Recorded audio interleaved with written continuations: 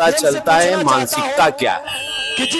इससे पता चलता है कि इन लोगों के लिए खाली वो समुदाय एक वोट बैंक की राजनीति है और वो समुदाय अब जाग जाना चाहिए। वो समुदाय नीतीश जी के साथ रहा है, मोदी जी के भी साथ रहा है।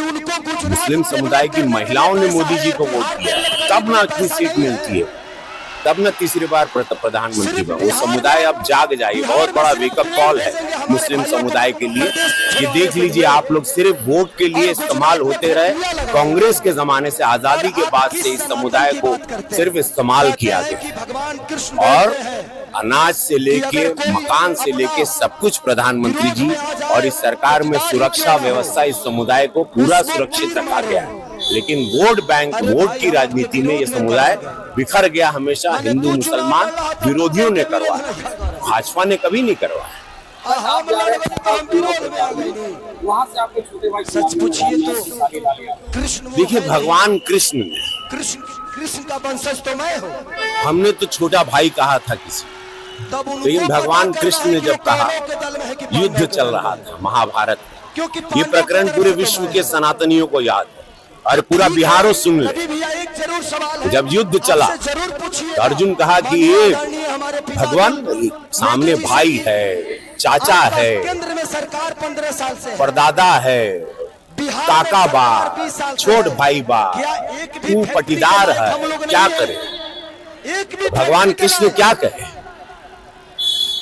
कहे जब पटीदार, चाचा, काका, भाई, बहन जो भी तुम्हारे समक्ष है युद्ध में, वो अधर्मी हो गया, सिर्फ मजदूर बनने के लिए वो सनातन के खिलाफ हो गया, मैं इसीलिए कह रहा हूँ कि वो स्वार्थ में चला गया, एक बार अपने बच्चों के भविष्य तब चूको मत, बाण चलेगा। और हमारा परिवार जैसे ही विरोधियों की आवाज जो हुई आज निकल गई मुझे और कि भाई राम मंदिर का भी विरोध करने लगे। छपरा से आवाज आई, राम मंदिर का विरोध किए कि वहां हॉस्पिटल बनना चाहिए। तो वही विरोधी आज बिहार सुन ला हो, समस्त बिहार से कहते कि मां सीता के मंदिर का भी विरोध हो रहा है। यही विरोध, यही पार्टी, यही विरोधी चेहरे यूपी में भी किए, लेकिन मोदी जी, योगी जी कड़क वहां खड़े रहे। पूरा सनातन धर्म खड़ा रहा। माननीय सुप्रीम कोर्ट ने सब कुछ पक्ष को देखा और वहां भव्य मंदिर 500 साल बाद बना।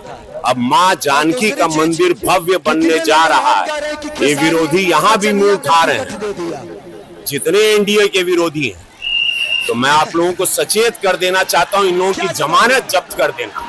जहां सनातन के विरोध में कोनो बात भाई, जहां हिंदू विरोधी, हमारी आस्था हमारी माँ है, माँ जानकी माँ है।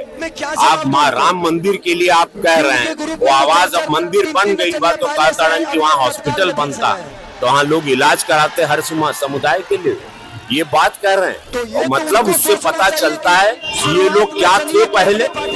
भोजपुरी सिनेमा को, भोजपुरी में काम करके हिंदुत्व का नाम लेके सब कुछ किए, कमाए, खाए। आज भोजपुरी इंडस्ट्री बंद हो गया। भोजपुरी इंडस्ट्री जो हम राष्ट्रीय पुरस्कार दिलवा के चले थे, इन लोगों को मशाल दिए थे और हम थोड़ा सदन में गए। हम सदन में क्या चले गए, इन लोगों ने भोजपुरी को भेज दिया।